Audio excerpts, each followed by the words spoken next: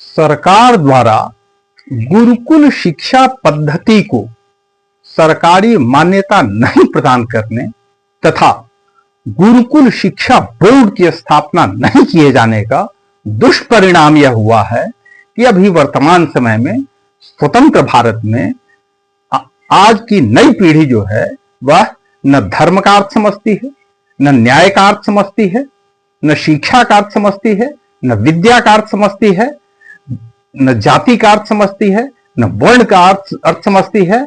अब अजीब तरह की विकृत मानसिकता के लोग पैदा हो रहे हैं। संस्कारहीन शिक्षा का यह दुष्परिणाम है।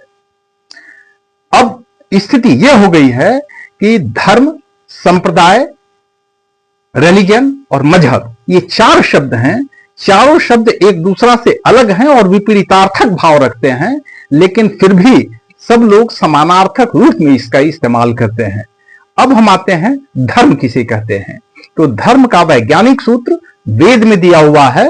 अथर्ववेद के 12वें खंड के प्रथम सूक्त का प्रथम मंत्र है, सत्यम बृहद्रतम उग्रम दीक्षा तपो ब्रह्म यज्ञ पृथ्वीं धारयन्ति।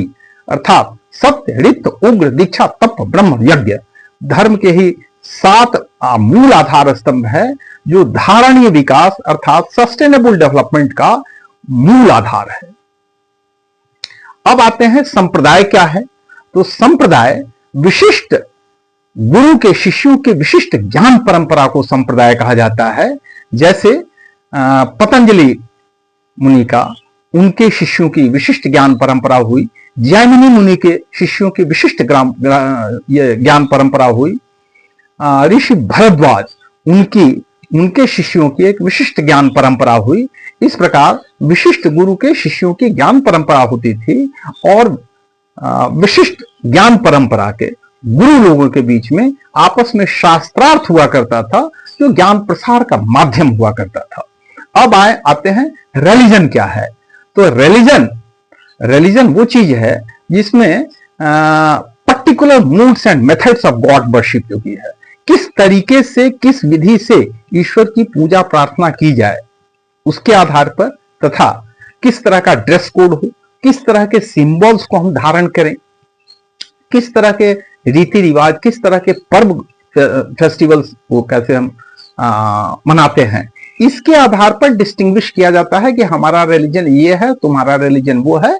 और एक रिलीजन के लोग दूसरे रिलीजन के प्रति नफरत का भी भाव रखते हैं, भेदभाव, टकराव की मनोस्थिति बनाए कर रखते हैं। अब आते हैं मजहब क्या है।